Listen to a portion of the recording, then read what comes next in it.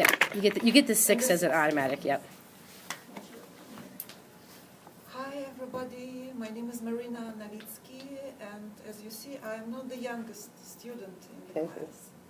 This is my first semester at Winona State University, and as the foreign transferred student, I was required to take this class to complete my computer science education.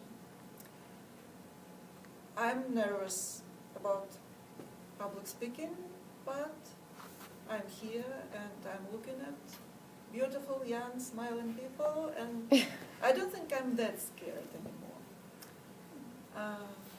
In my speech, I will be talking about my immigration to United States of America.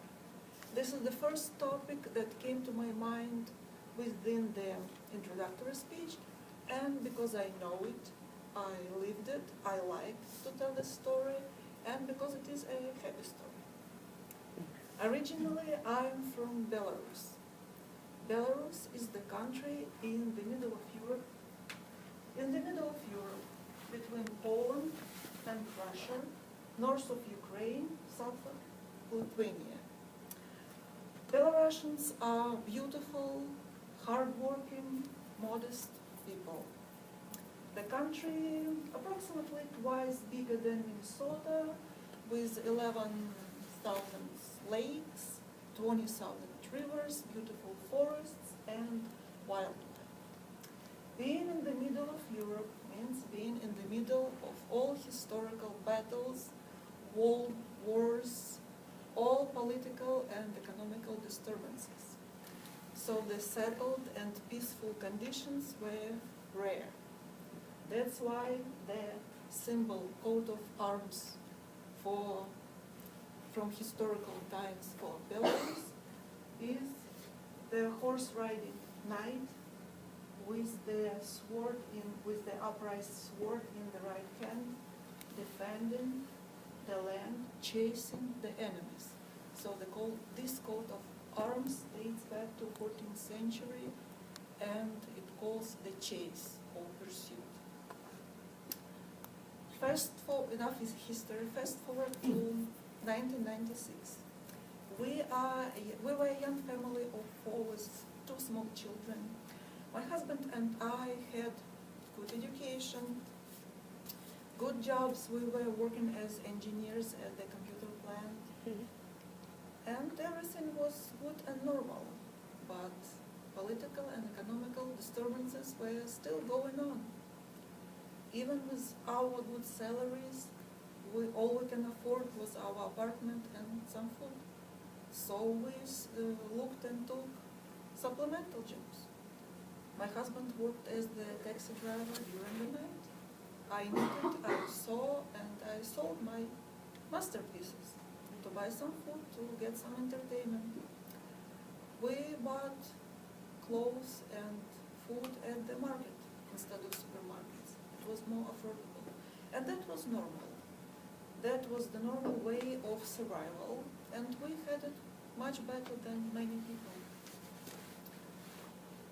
But it was also, we started thinking about immigrating mostly because of the we didn't have political freedom.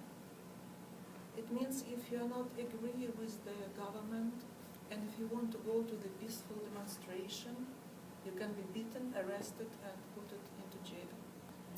If you want to wear one of the historical symbols, like this coat of arms or the flag on your t-shirt or on your windshield, you also can be prosecuted and put to jail.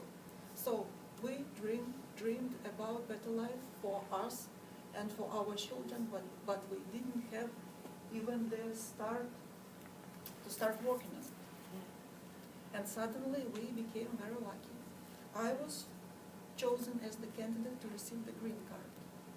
Green card is a part of the special diversity visa lottery program by United States Department of State, and it works like this.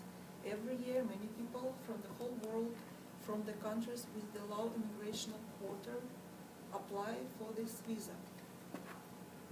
So for this year, for the year 1996-1997, approximately 6.5 million people applied You're supposed to have high school education and work experience to be considered.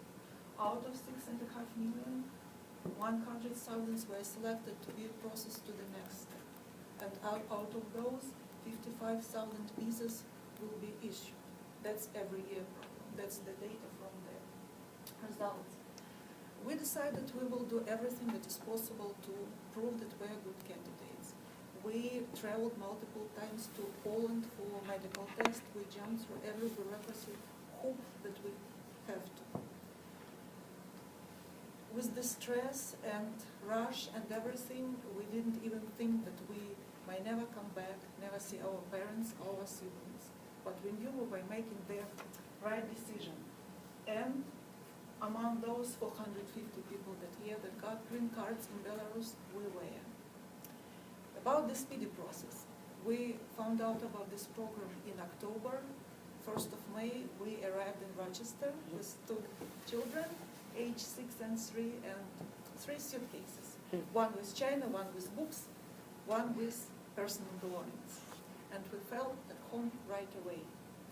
We learned, we tried new things, and fast forward to current moment.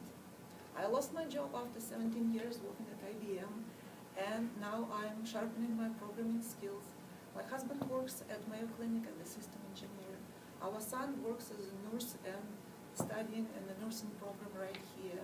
And our daughter is graduating from University of Minnesota, Twin Cities. She is in computer science and Japanese language and culture, and she's going to work in Japan as the English language teacher. So our family adventure continues all over the world. And I want to finish my long speech with the quote from the 32nd President of the United States of America, Franklin Delano Roosevelt. Remember always that all of us, and you and I especially, are descended from immigrants and refugees. Thank you.